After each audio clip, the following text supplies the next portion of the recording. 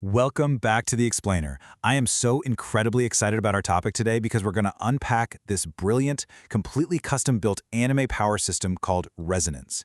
You know, if you've ever watched your favorite show and really thought about the intricate rules behind how characters summon their abilities, you've probably noticed that the absolute best systems are always rooted in something deeply human.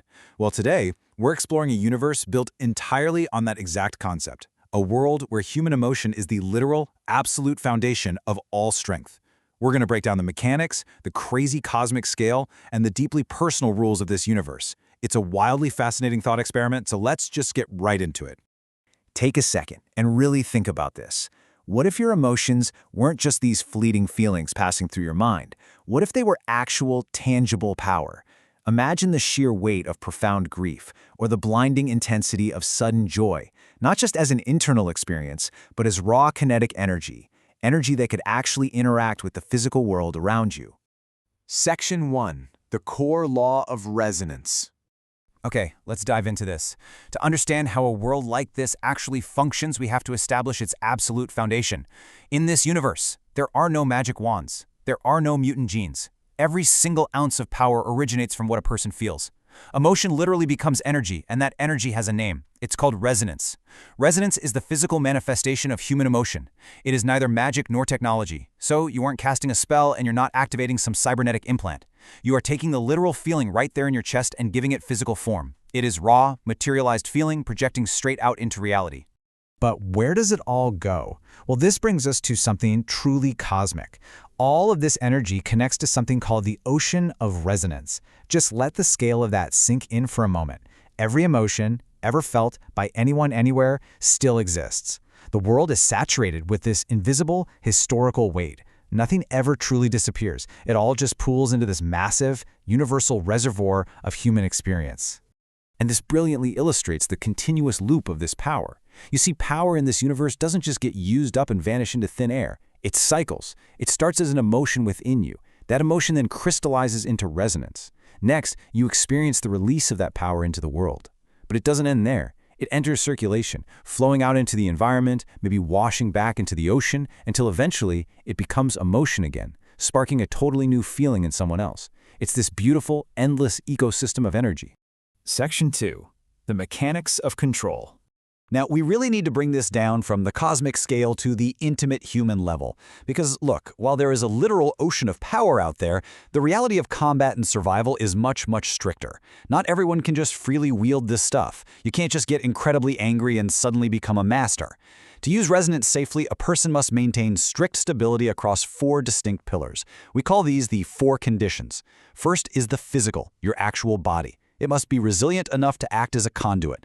Second is the mental, your mind. You need the psychological focus to direct the feeling.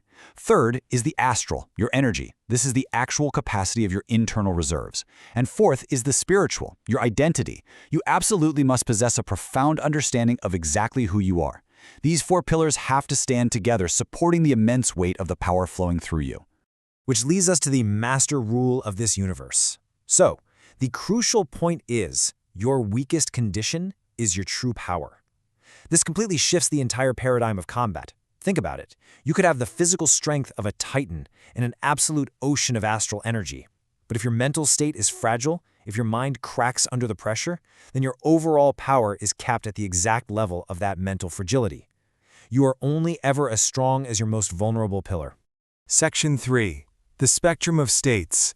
Let's see how all this builds together. Knowing that stability across these 4 conditions is totally required, how does this internal harmony, or the lack of it, actually manifest when a user steps onto the battlefield? Well, it all comes down to the concept of alignment. Power heavily depends on this strict balance. It is the perfect synchronization between your emotion, your belief, and your actions. Think about what that actually means for a second. If you're acting brave, but internally you are terrified, and your belief is faltering, they don't match. And if they don't perfectly match, your power breaks. You cannot lie to the system. Your internal truth must match your external actions flawlessly. This effectively breaks down exactly how users are classified in this system. They aren't defined by arbitrary power levels or sheer physical strength. They are defined entirely by their emotional state. First, we have the negative state. These are users driven entirely by raw rage and fear. It's potent, for sure, but highly volatile. Then you have the positive state. These users are controlled and stable, providing reliable output. Below that is the fractured state. Now these users have totally lost their internal balance, making them dangerously unstable and entirely unpredictable. And finally, at the very peak, the aligned, complete. Section 4. The reality of combat and limits. So, how does all of this theory actually look in a real fight? When these core emotions we've been discussing literally become actual techniques on the battlefield, the rules are incredibly grounded and totally unforgiving. If you push too far, you face absolute disaster. There are 3 primary triggers for what's called a system collapse. 1. Running out of your astral energy reserves. 2. Completely losing your emotional control during a fight. Or 3. Breaking one of your 4 vital conditions. If any of these happen, it's not just a temporary setback. The whole shebang shuts down. The power vanishes instantly, leaving the user completely defenseless. It is a massive, high-stakes balancing act right on a razor's edge. Section 5. The final philosophy. As we kind of zoom out from the mechanics of combat and system collapses, a really beautiful underlying message begins to emerge from this source material. You see, the rules of resonance aren't just about fighting. They actually serve as a metaphor for the human experience itself. In this world, true power isn't about raw strength. It isn't about who can lift the heaviest boulder or launch the biggest, flashiest energy blast. True, formidable power is about absolute stability. It's about your capacity to stand firm and balanced, maintaining your physical, mental, astral, and spiritual pillars while feeling everything. True strength is feeling the entire crushing weight of the ocean of resonance and not breaking. It's an incredibly profound way to look at not just an anime power system, but honestly, how we handle our own internal worlds. The rules are strict, the limits are highly dangerous, but the potential is literally as vast as the sum of human experience. So, I want to leave you with a question to reflect on. Look at your own 4 conditions and your own internal alignment. Tell me, what kind of user would you be?